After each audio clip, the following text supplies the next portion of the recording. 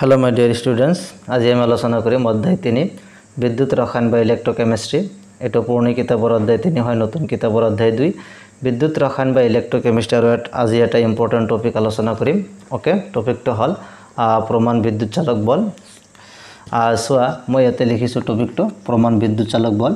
প্ৰমাণ বিদ্যুৎ চালক বল এটো আমি কেনেকৈ উলিওৱা হয় আৰু বহুত ইম্পৰ্টেন্ট হয়, পৰীক্ষাত আহে প্ৰমাণ বিদ্যুৎ চালক বল উলিওৱা। ইয়াতে প্ৰথমে আমি বুজি পাব লাগিব বিদ্যুৎ চালক বল বুলিলে কি বুজি পোৱা। বিদ্যুৎ চালক বল কাক বলে অলৰেডি আমি আলোচনা কৰিছো। বিদ্যুৎ চালক বল কেনেকৈ উলিওৱা হয় হেতু আমি আলোচনা কৰিছো।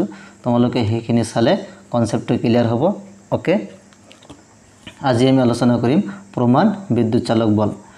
প্ৰথমে বিদ্যুৎ চালক বলক আমি কি বুলি কওঁ, EMF। Okay, electromotive force. Okay, এটো হল আমাৰ বিদ্যুৎ চালক বল। আৰু বিদ্যুৎ চালক বলৰ যেটো প্ৰকাশ ৰাশি হেটো হল E cell equal to ER minus EL। Okay, এটো হল বিদ্যুৎ চালক বলৰ প্ৰকাশ ৰাশি। ER মানে হৈছে ৰাইট হ্যান্ড ইলেক্ট্ৰোড বিভব, অৰ্থাৎ সোঁহাত ইলেক্ট্ৰোড বিভব, আৰু EL মানে হৈছে লেফট হ্যান্ড ইলেক্ট্ৰোড বিভব বা বাওহাত ইলেক্ট্ৰোড বিভব। Okay, E cell equal to ER minus EL। এতে এটো কোৱা হয় বিদ্যুৎ চালক বল, কিন্তু আমি টপিকটো লিখিছো প্ৰমাণ বিদ্যুৎ চালক বল। প্ৰমাণ বিদ্যুৎ চালক বল যেতিয়া বিদ্যুৎ চালক বলটো প্ৰমাণ অৱস্থাত হয় তেতিয়া আমি লিখো স্ট্যান্ডাৰ্ড ইলেক্ট্ৰোমোটিভ ফোর্স, অর্থাৎ হেতক আমি লিখো E নট। এতে নট চিহ্ন দিয়া হয়। E নট সেল অর্থাৎ প্রমাণ বিদ্যুৎ চালক বল ইকুয়াল টু ইয়াতে লিখা হয় E not R minus E not L। Okay, E not R minus E not L এটো হৈছে প্ৰমাণ বিদ্যুৎ চালক বল। বিদ্যুৎ চালক বল বুলিলে আমি E cell equal to ER minus EL লিখো, কিন্তু প্ৰমাণ বিদ্যুৎ চালক বল বুলিলে আমি জাস্ট ইয়াতে কি দিব লাগিব, এটা স্ট্যান্ডার্ড যেটো E নট এই চিহ্নটো দিব লাগিব, E not cell equal to E not R minus E not L। Okay, প্ৰমাণ অৱস্থাত বিদ্যুৎ চালক বল। এতিয়া এটা এক্সাম্পল আমি লম। ডেনিয়েল কক্ষত সংঘটিত হয় বিক্ৰিয়াটো লও, zinc solid plus copper 2 plus equals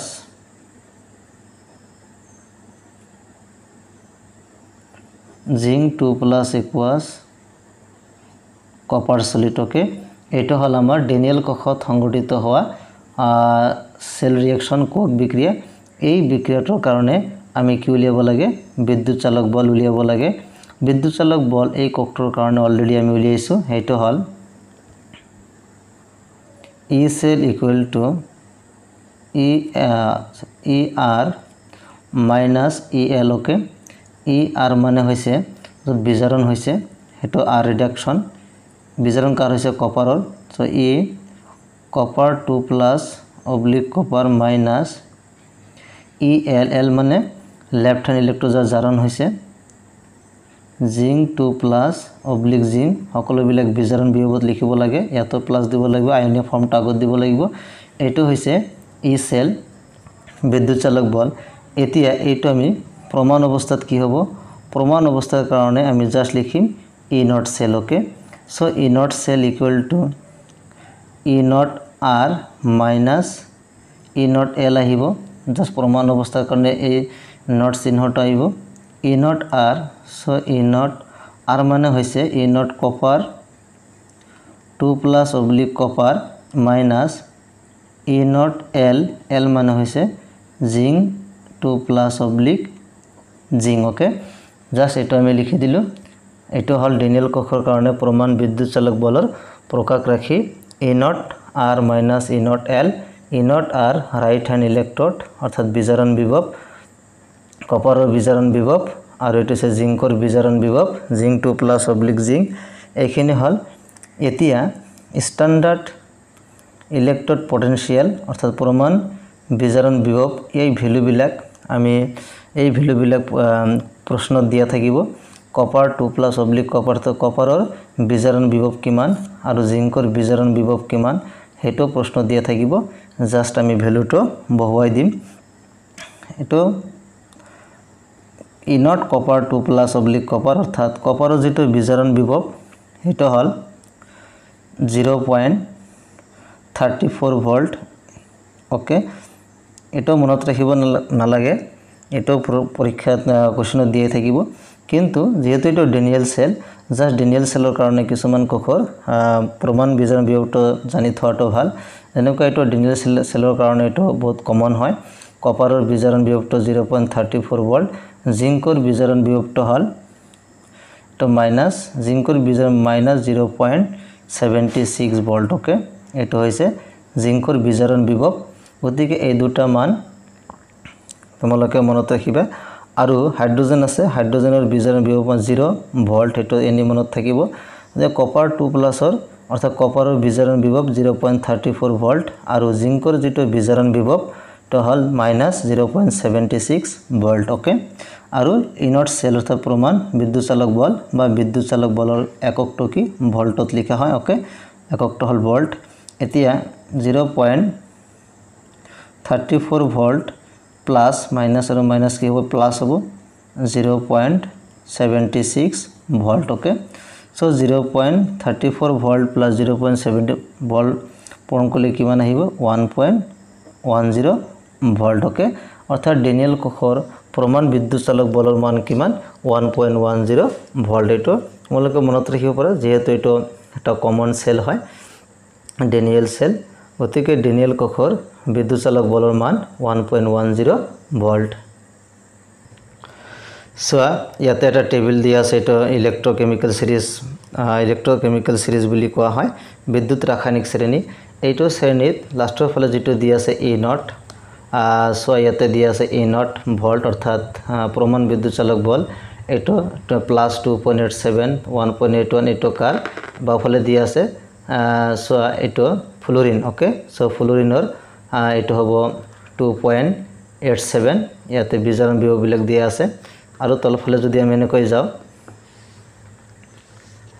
okay তলফালে যদি এনেকৈ যাও এটা হল আমাৰ 0.34 টকাৰ আছিল ইয়াতে কপাৰ সো কপাৰ এটা আমি অলপ আগতে লিখিলো 0.34 ভোল্ট তাৰ পিছত হাইড্ৰোজেনটো চেক কৰি লোৱা ইয়াতে সোয়া 2H++2 দুটা ইলেক্ট্ৰন গ্ৰহণ বুজোৱা হৈছে H2 গেছ সো ইয়াতে হাইড্ৰোজেনৰ যেটো প্ৰমাণ ইলেক্ট্ৰড বিভব 00 বুলি ধৰি লোৱা হয় ওকে গতিকে এইটো হৈছে ইলেক্ট্ৰোকেমিক্যাল শ্ৰেণী বা বিদ্যুৎ ৰাসায়নিক শ্ৰেণী ইয়াৰ পৰা তোমালোকে জিংকৰ বা কপাৰৰ বা হাইড্ৰোজেনৰ দুই তিনিটা মনত ৰাখিলে হৈ যাব বাকি পৰীক্ষা দিয়ে থাকিব যদি এনেকুৱা টাইপৰ কোৱেশ্চন আহে আৰু তলত দুটা ইম্পৰ্টেন্ট বাক্য দিয়া আছে এটো তোমালোকে চাবা ই নটৰ মান ঋণাত্মক হলে ৰেডক্স যুগ্মটো হাইড্ৰোজেন যুগ্মতকৈ তীব্ৰ বিজাৰক হ'ব আৰু ই নটৰ মান ধনাত্মক হলে ৰেডক্স যুগ্মটো হাইড্ৰোজেন যুগ্মতকৈ মৃদু বিজাৰক হ'ব অৰ্থাৎ ই নটৰ মান ঋণাত্মক হলে ৰেডক্স